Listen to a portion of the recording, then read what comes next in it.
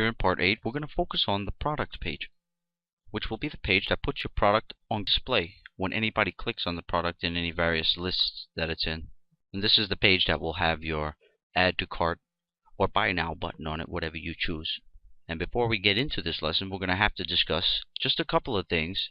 That way we don't get ahead of ourselves. Now, if you already know what online payment processors are, and you are familiar with what they offer you as a merchant online, then you can just skip this whole crap right here that I'm about to say about the online gateways and what they offer. So PayPal is the king of online checkout thing. Google is close runner-up, I guess, in gaining ground. And so you have Google Checkout. You can be a merchant at Google Checkout. You can also be a merchant at PayPal, which means that you can offer your shoppers to check out with either Google Checkout or PayPal. Or you may choose to go with a private system.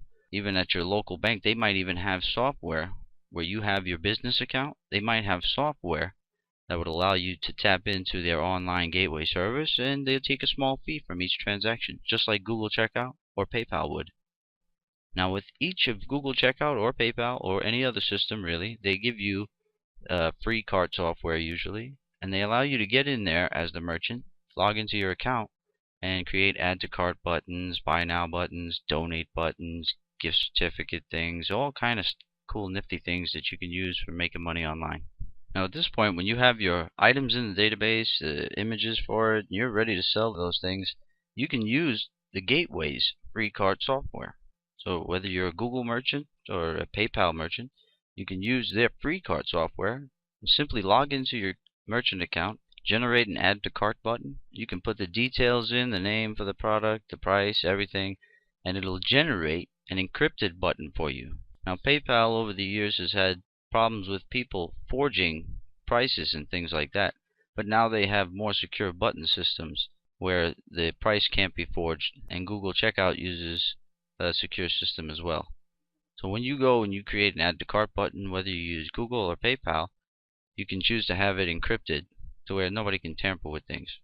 But if you're using a card system, a custom PHP card system, what you want to do is get the code for the add to cart button and then make it dynamic by using the variables that they give you if you're looking at the developer documentation for those payment gateways.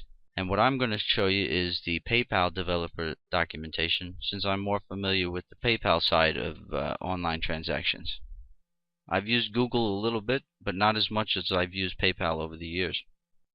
Now there's another option that they give you, which is the Buy Now buttons, which will direct the person right when they click that Buy Now button. It will direct the person straight to Google Checkout, or if you're using PayPal, it will go straight to PayPal's secure server, and it will allow the person to check out for that one item, and it'll usually let them up the quantity or decrease the quantity there if you enable those options. So the Buy Now button is really just to let somebody buy one thing real quick.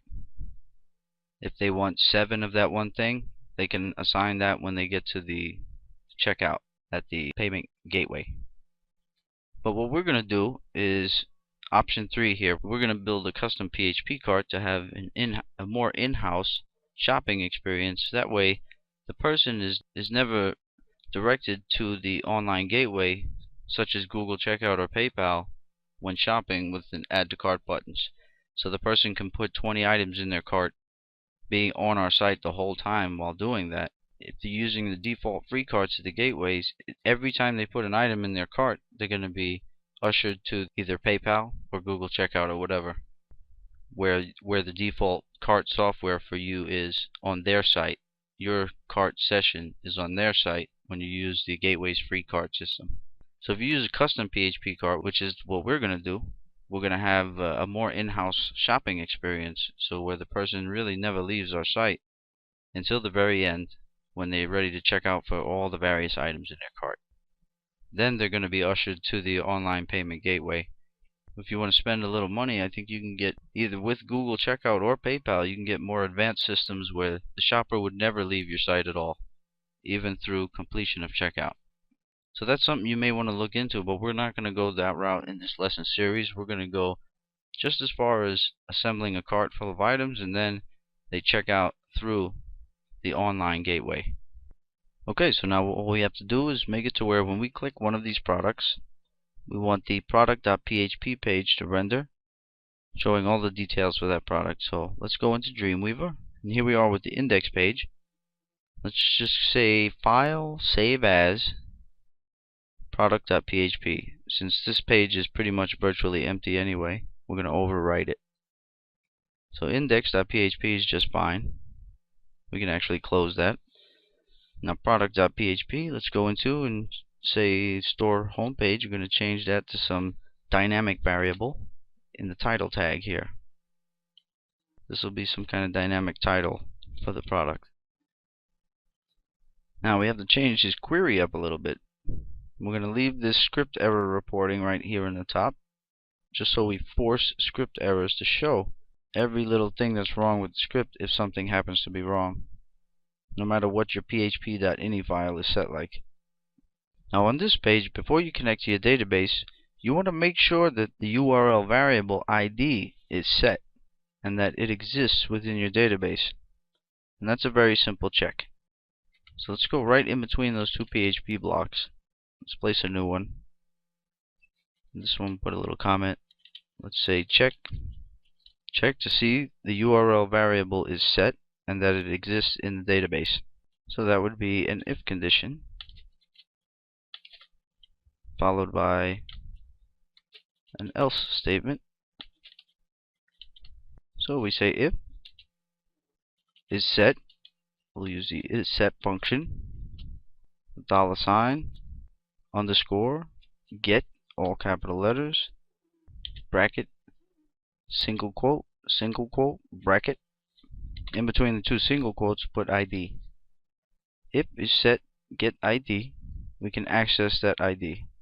So right here, you just put ID is equal to get ID. And using something like this, you can be sure that you've cleansed the variable. That way nobody can put anything but a number into the URL, because people can type and change the URL variables just by typing in the address bar. So you want to make sure that anybody types any funny characters in there, you get rid of them, strip this whole variable of those, making sure it's only 0 through 9 type characters that can be in that variable after you use the preg replace function on it. So let's remove that. So you can see the get ID variables right there, and that's what's being cleansed using this preg replace function.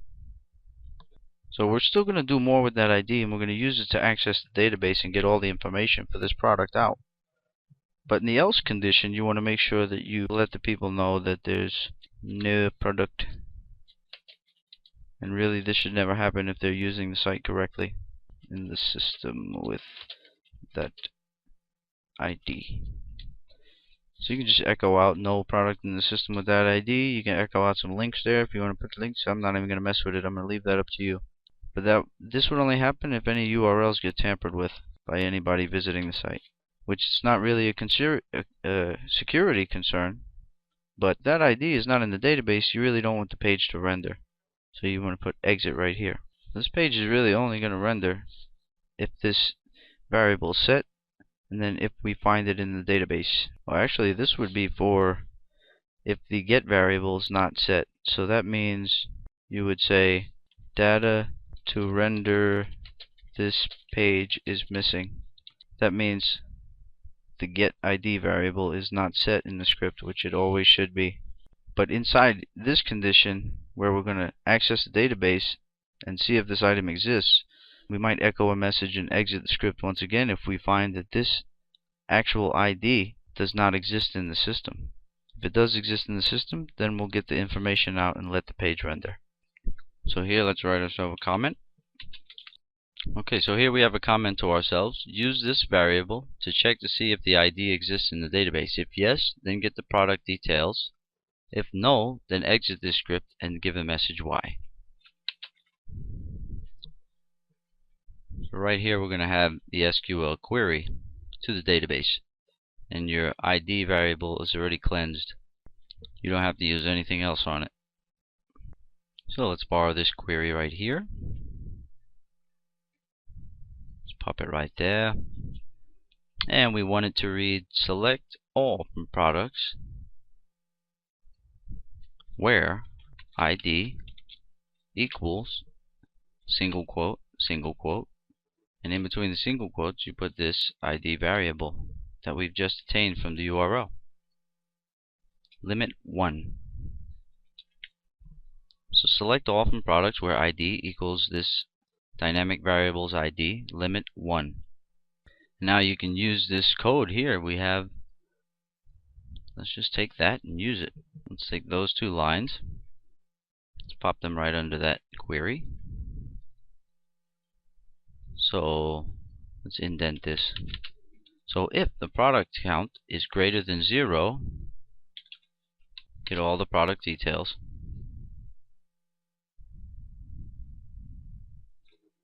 Then right here we need the else condition. That would mean the item does not exist. So we can simply echo out again and exit right here, because at this point you would know the item doesn't exist. So you can say that item does not exist.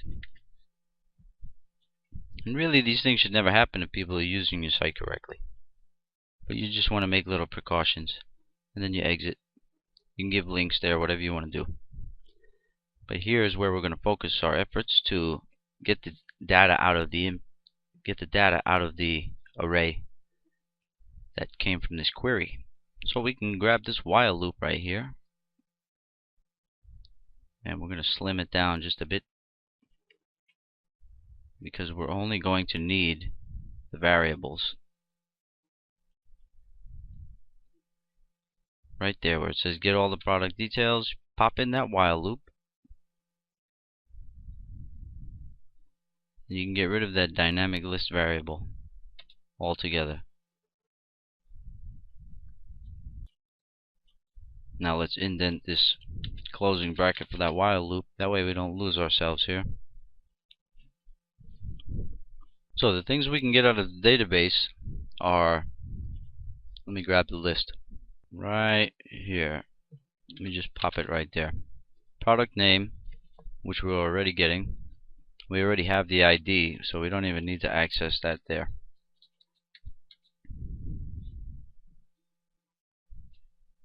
Product name, price, we're already getting that. Details we need to access, so let's access that right here. Category and subcategory, let's access the two of those as well.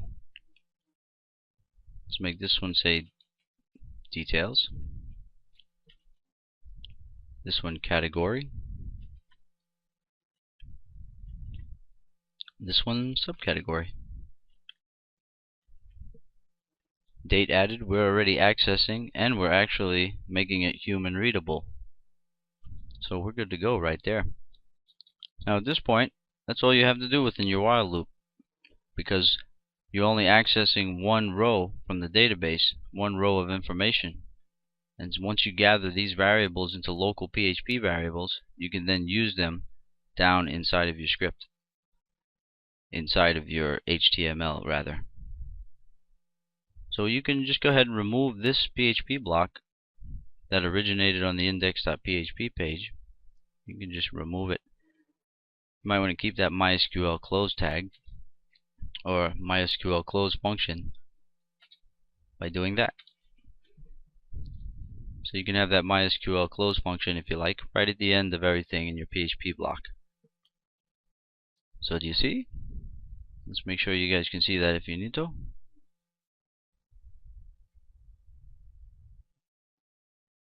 That's a pretty logical way to set that script up.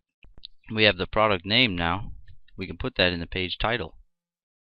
This dynamic title here can be product name. Put a semicolon on that and use your PHP tab to echo out right there. And then in the title tag you'll have that dynamic product name for the page. You can also put in meta tags for your description and keywords and use these variables peppered throughout. Alright, now I'm going to go into design view of product.php. I'm going to press Control S just to save my work here. I'm going to go to code view. No, I said I'm going to design view. What you smoking, man? Alright, so I'm going to make this page look the way I would want it to look for a product presentation. Now my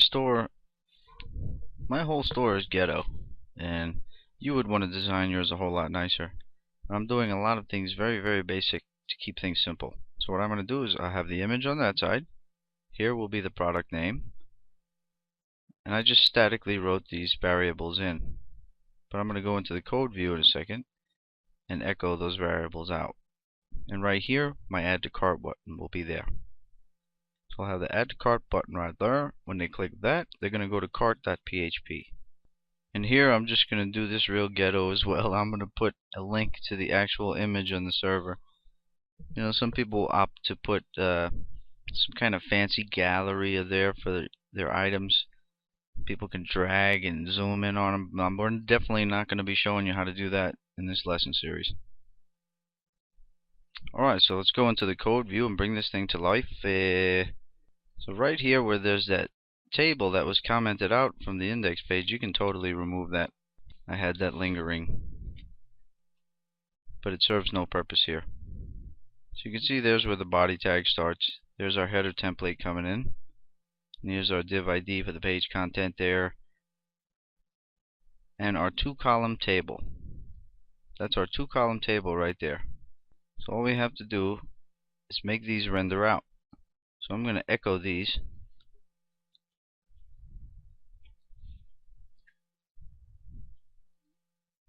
Variables. And these particular 2 variables I'm going to encapsulate in double quotes.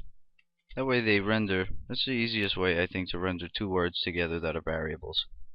And the others we're just going to leave the way they are, like details. I'm just going to put a semicolon and then highlight the whole thing, echo, and that will echo the details right there, and the price as well. Let's go echo and make sure we get a little semicolon on there to break this statement. What else is there? Product name, that one as well. That's going to get echoed out.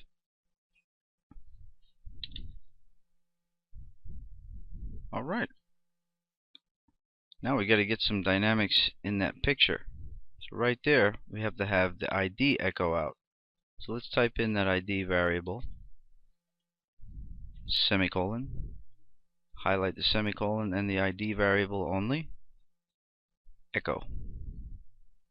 So it'll go to inventory images folder and grab that dynamic ID.jpg picture. And then here's the product name again, so we can just grab this echo here. Since it's the same thing, right there. And I believe that is it. So now you would just have to get your add to cart code and put it right there, which is very, very simple. So let's check out the design. There we go. Now all we have to do is add the link to that image. So you can just grab that URL, and right where it says view full size image, in that URL, that's where you put that. And I know that's real ghetto, but like I said, I'm doing things basic. So when the user wants to see the image full size, they can click that and it'll just be a little bit larger. But you can let your store admin upload any size picture that you deem necessary for the store to be laid out and designed the way you need. If you need really big, sharp images, then that's what you take in from your admin system. In my admin system, I wasn't even regulating the picture size. They could have uploaded any size picture. But maybe you want to regulate to a certain size or whatever you want to do. I don't know. It's up to you. I'm not going to spend forever on this whole thing. I'm just going to cover the basics and move along. And I forgot my MySQL query. Let's see. I didn't connect to the database, but that's a simple fix. Let's just open the index page and grab the query line there. Right there. And that we're going to sync in right above our query. Actually, we'll sync it in first thing right there. Okay, so this is what I get, which is exactly what I wanted. If I click this, it shows me the hat full size. You can also choose to make that a pop-up new window. I'm just keeping it simple. So now it shows on the product page, black hat, the title, the price, and looks like we need to add a $sign to the price down here, right there. So we can put double quote, period. That'll put a $sign right in front of that price variable. Refresh, and there you go. There's your $sign. So we got $4.99 as the price. It's in the hats, clothing category, subcategory. You can choose to display that or not. But this is the description. This is a black cap, and that can be as long as you want. So in part 9, what we're going to do is continue on, and we'll get the add to cart button in place that will lead the shopper to the cart that you build custom for your site. So if we're in the home page, click any item, you see? That's how it works. So we just add to, once we get the add to cart button on there, we're smooth sailing. And this cool black shirt deflects 50 caliber up to 50 caliber bullets. You might want to buy that. The end of times is coming. Alright, see you in part 9.